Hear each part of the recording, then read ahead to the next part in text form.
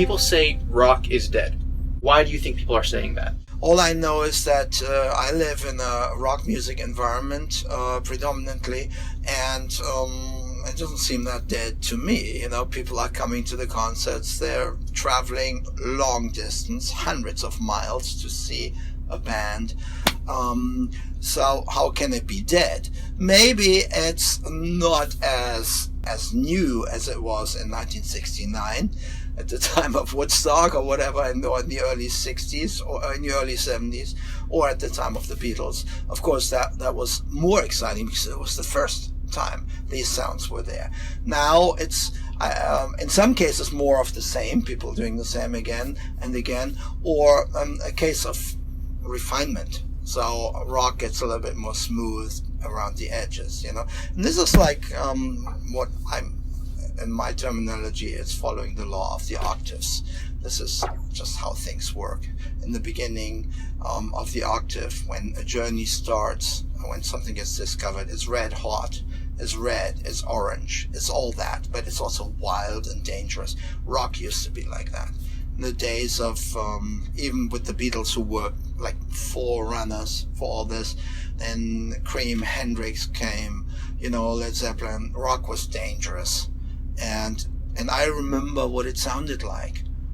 It sounded different back then, although they were the same notes, but we had never heard anything like that. That was new. You picked up a guitar, you could come up with things that had never been done before. How exciting, Then rock went more from the yellow into the green phase in the 80s, and then more and more it became corporate. More, I don't want to say grandfatherly, but more straight, predictable. You had like all your hook lines, the songwriters weren't allowed long intros, Bohemian Rhapsody would have been unthinkable. It got through somehow because of its brilliance, but more and more it became corporate and tailor-made and put in little safe boxes. So I went into a blue phase. I wonder when it goes really into a red phase again, when the octave comes full circle and then something really new happens. I think it's going to happen soon. That would be really interesting. And if it is, I want to be there. I want to be one of these people who would do something new.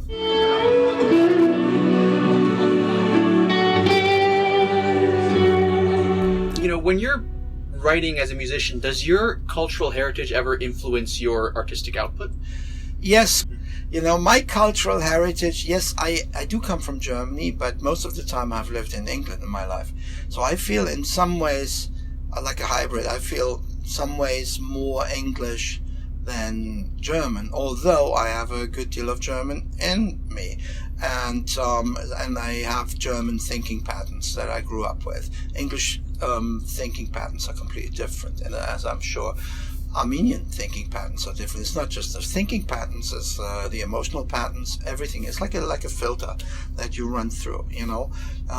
We are made up of a lot of filters. There is a core that we are, but the rest is like an amalgamation of so many things. So my cultural heritage is something that I kind of picked myself.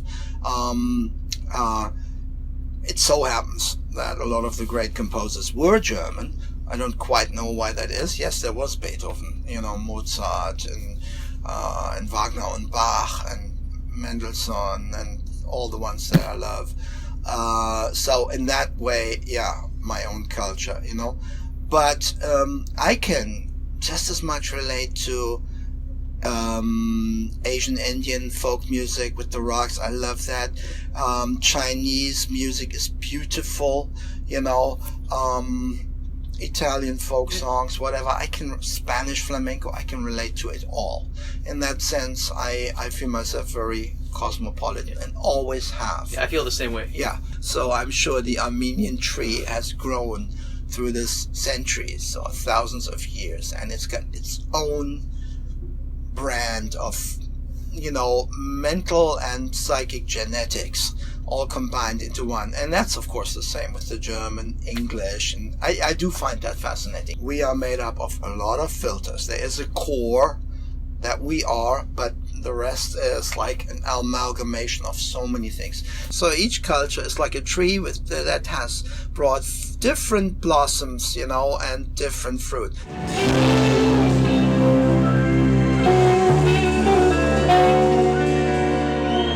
There are pros and cons to internet piracy. What are your thoughts about it? I would say I have mixed feelings about it, because in one way I've always felt music is like a God-given something that should be free, so in the past I've never really had a problem with music being free. However, I learned the hard way.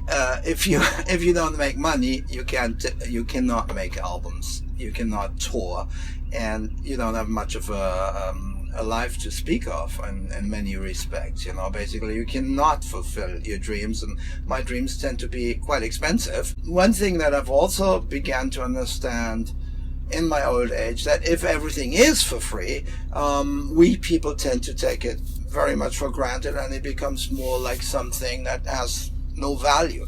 Of course, music has great value, but we live a little bit in an age of hyperinflation with the internet, where everything is available on your iPod 24 hours a day, and people are flooding themselves with all this kind of stuff. And when I was young, it was not so. We had maybe a cassette recorder. We could maybe have our favorite songs, but it was much more a touchy-feely thing. A song back then, or now, meant a lot more. Nowadays the throughput is just so fast. And I don't know if that's a good thing, because it's a little bit, when I meant inflationary, is the quality of what's on offer tends to suffer. Back then, I was at least one of the people who always took forever doing an album, and I prided myself in that, and then the albums became as good as I possibly could. Nowadays it's almost impossible to do, because it's very expensive to do an album, and the albums don't sell anywhere near that. Even back in the mid-90s, the income from my royalties from Japan alone could see me through a year comfortably. Then come the 2000s and the internet came, all that started to go away, exponentially so. It was like every couple of years the sales halved, and they halved, and they halved. And not just for me, that was the same for literally everybody, other than maybe Michael Jackson or whatever, and so it became a totally different ballgame. But my stance on it all is mixed. One side of me doesn't mind the YouTube thing and all that, and the other part me says, well, when it comes down to it, I think it's probably wiser that music retains this monetary value as well, because it just helps to produce much better albums, better tours, and all this. And because that's the way our world is constructed.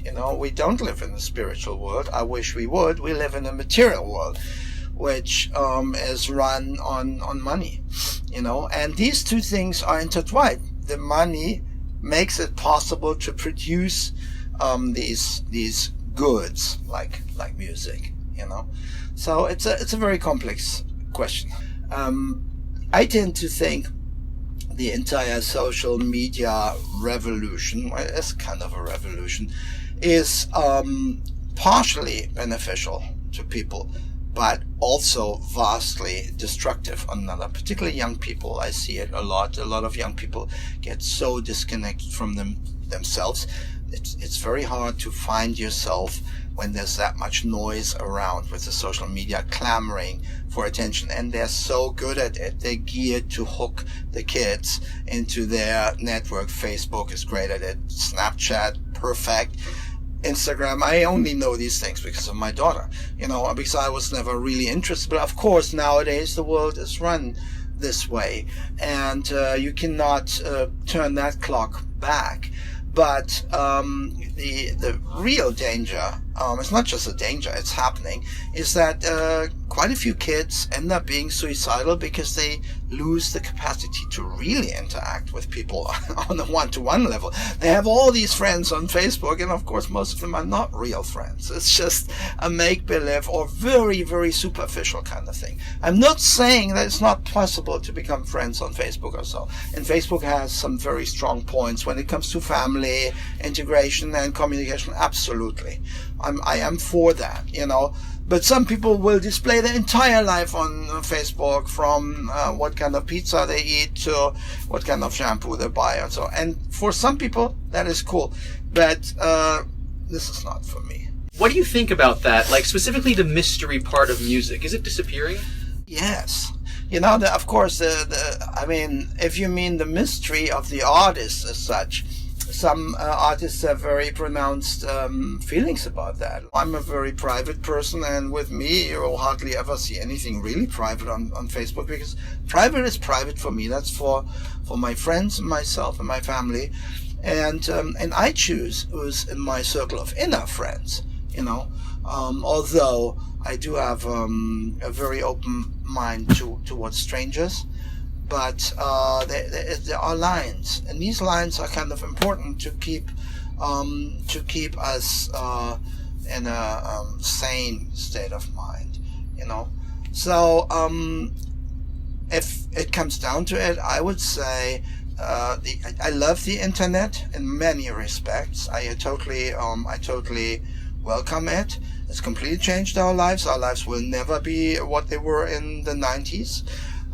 But the dangers are huge, and we need to learn how to live with that. And it cannot be right that 2-year-old kids are already hooked on iPads, and they learn. Their brains will become great at no touch. They don't even have a mouse. It'll probably be a very stunted experience. So these kids get a lot of input. They get it very fast, and it's tailor-made to increase their or maximize their sensations.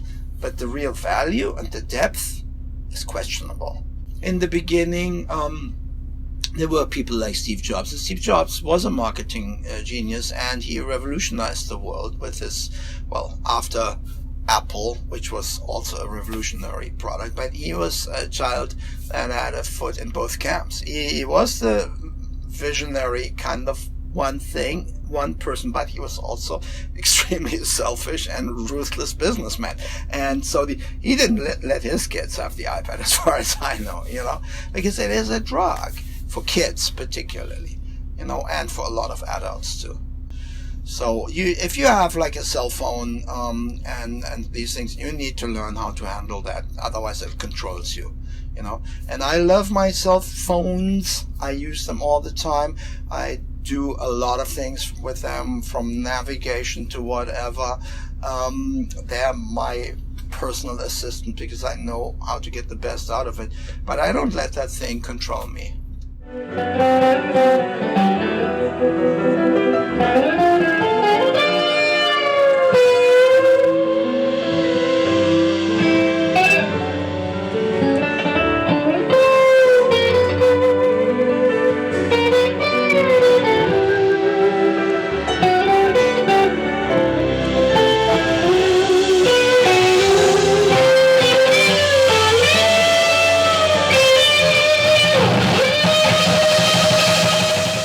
Thanks for watching. My name is Daniel Sarkisian. I'm an independent filmmaker from Toronto.